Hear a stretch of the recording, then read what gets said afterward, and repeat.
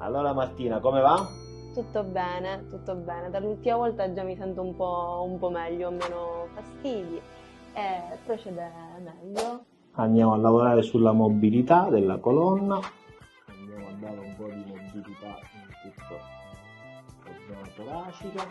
Com'è piacevole? Bello, bello, sì. Senti tirare un bel po'?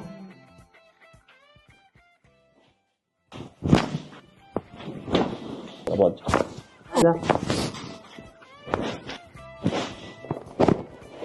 Madonna, questo è bellissimo.